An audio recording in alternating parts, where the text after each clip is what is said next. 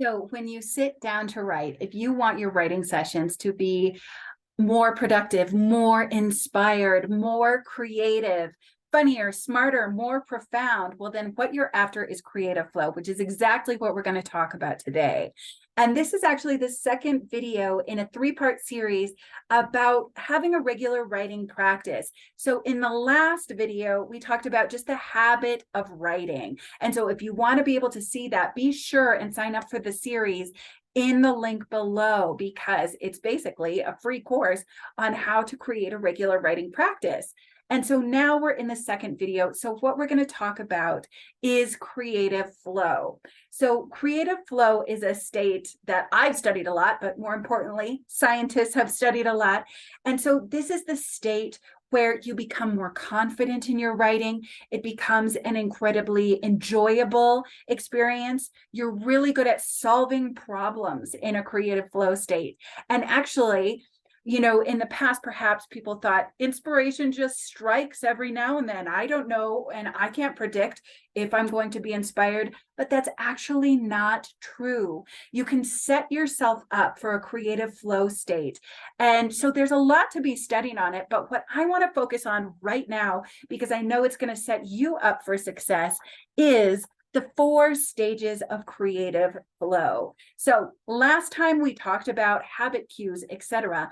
And you can also cue yourself into a creative flow state. And this is such a powerful habit, because this is where your best writing gets done.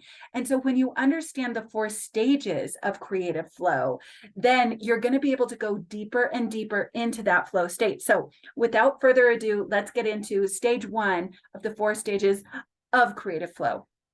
So stage 1 is actually not flowy at all. This is work done by Steven Kotler. Steven Kotler, I learned these 4 stages from his book and from his work. And so I want to go through just a quick overview of how they work right here, right now. Stage 1, struggle phase, not flowy at all. It is struggly. It's hard. So in order to go into a stage of creative flow, you need input. You need to know what you're doing. You need to learn it one step at a time. And so if you want to regularly get into creative flow, you're going to find yourself regularly struggling first. So in writing a book, this looks like studying books on craft, doing the research you need to do in order for your nonfiction book, because these ideas that you put into your book, they don't come from nowhere. I think people are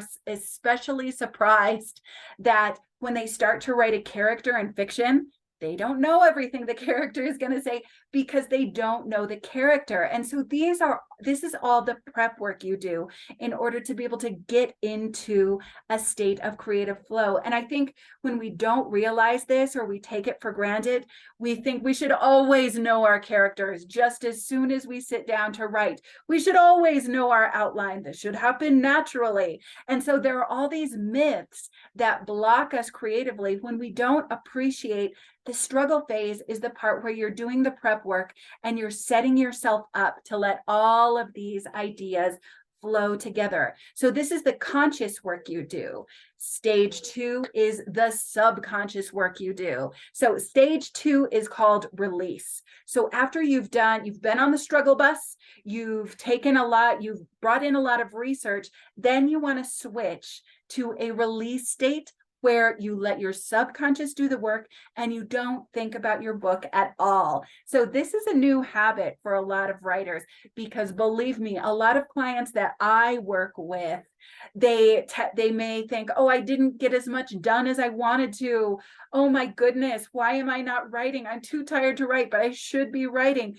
Who am I to write this? When you have your conscious mind nagging you about the project, then your subconscious is not able to get hold of it. You're not able to make those connections that happen when you're concentrating on something else. So during the release phase, you want to have a specific habit that you go to after you struggle. So first, you do all the prep work. That's a lot of what we actually do in writing coaching. We prep you to write. Then you want to let it go a little bit, not think about it, take a walk, play a game, spend time with your family, something that completely distracts you from the project. And then we get to stage 3 of the 4 stages, which is the flow state. And this is a lovely state to be in. This is where we love writing. We get a ton done. It's where we have that kind of euphoric inspiration, epiphanies, all of that good stuff. All of that good stuff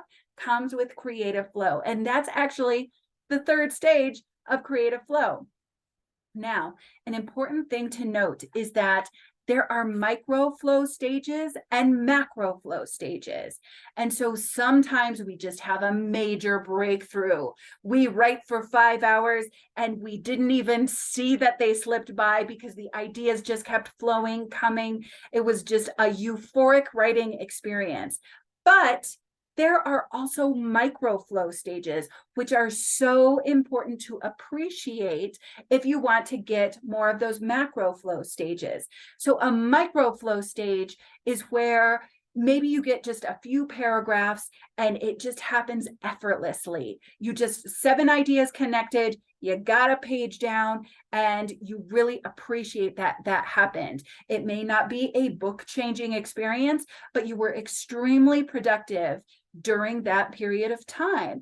And so when you start to recognize how creative flow works and kind of the spectrum of flow states, just like sometimes you're extremely angry, sometimes you're just a little bit frustrated, sometimes you're just so happy and excited, sometimes you're just like feeling good, right?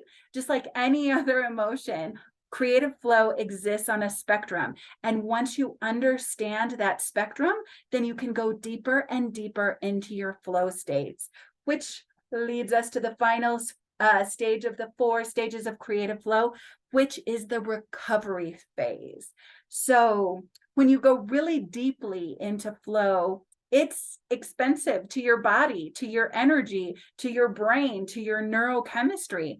And so when you do have a really productive, creative day, make sure you are sleeping deeply to get your energy back. You're drinking lots of water to replenish all of the neurochemicals and the juices that were flowing during that creative flow phase, minerals, vitamins. This also contributes to something I refer to as the wave-like nature of creativity. There are times when we are just extremely creative. Those are when we're in a creative flow state. And then there are times when we need to draw back and we need to recover. We need to not write at all. We need to do lots of our self-love practices, and we need to set ourselves up for our next struggle phase that will lead to our next creative flow phase. And so in my own creative practice and my own creative habit, understanding how flow works has made me so much more productive. And it's also made me love what I do. It's made me love my work. And so I'm really happy to be able to share those stages with you.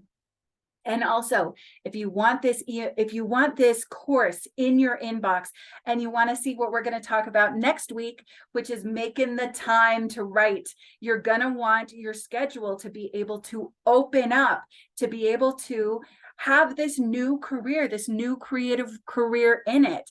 That's what we're going to talk about next week. Making the time, making the space, being more productive, and getting deeper and deeper into your author career. So if that's what you want, then just sign up for the course. I have the link below, totally free, because every single Friday I put out a new video to support you and motivate you and teach you how to get deeper into your creative writing career. And so this weekend, I hope you can take some time to move forward on your author dreams.